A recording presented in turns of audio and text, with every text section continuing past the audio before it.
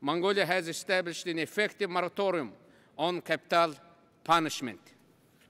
We are seeking to permanently abolish the death penalty in Mongolia by legislative action very soon. Government is created by people. No government has the right to take the life of those who created it. Let me be clear, capital punishment is ineffective and barbaric.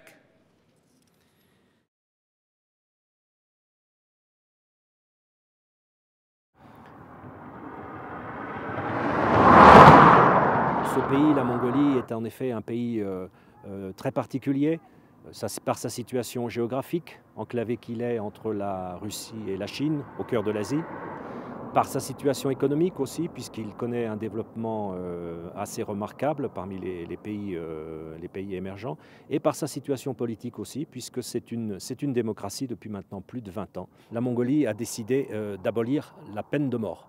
C'est une décision qui a été prise au début de cette année, pour laquelle l'ambassade de France a activement contribué par une action suivie auprès des médias mongols et auprès de la classe politique mongole, notamment en diffusant auprès des médias mongols et des pouvoirs politiques mongols une intervention de M. Robert Badinter, qui a eu ici un grand impact.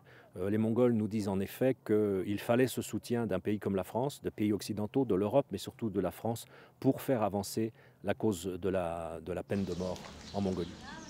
J'ai vu ici les autorités judiciaires suprêmes de la Mongolie, des ministres qui sont venus, et on a eu l'occasion de débattre et d'enregistrer le débat ici à Paris, qui a ensuite été largement diffusé. C'est en plus facile et pas cher. Donc c'est à la portée de tout État, ça.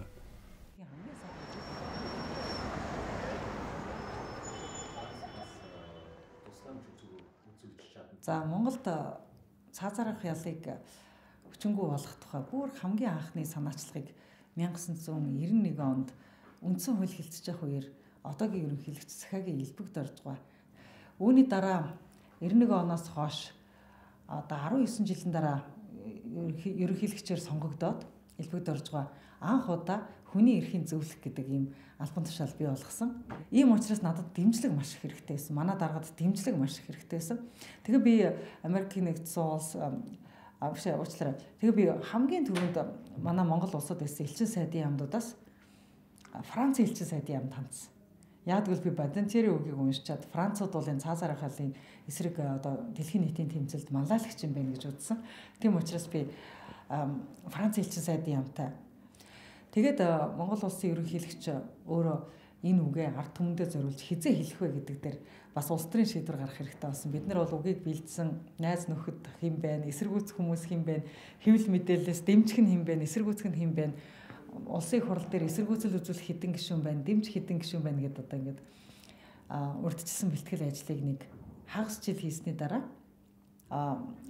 шийдвэрийг гаргахад энэ шийдвэрээ дараа нь олон нийтэд ойлгуулахад Францын элчин сайдын яам бол үнэхээр их туссан. Яг л биднэрт байнгын материал хэрэгтэй байдаг гэсэн. Биднэрт байнгын яагаад бид нар энийг хийж байгаа юм бэ гэдгийг олон нийтэд итгэл үнэмшил төрөлтөл ойлгуулахад бусад орнуудын жишээ маш их хэрэгтэй байсан. Зөвхөн Монголд ингэж байгаамаа гэхээр одоо хин нэгэн хүний буруу болчих гэж байгаа юм шиг тий. Гэтэл дэлхийн нийтээр ингэж байна. Яг тэр дэлхийн нийтээр ийм зүйлийг бид нар хүсэж байна гэдгийг тайлбарлах бол Монголын ард түмэнд маш чухал зүйл байсан. Тэгээ хүмүүс сүлдээ ойлгосон. Ийм учраас Франц орон Европын холбооныхан биднэрт цаашдаа ч гэсэн энэ хүний эрхийг Монголд улам их одоо сайжруулахад бидэнд одоо гэрэл гэгээтэй үлгэр дуурайлтаа орон хэвээр байх болно гэж би итгэж байна.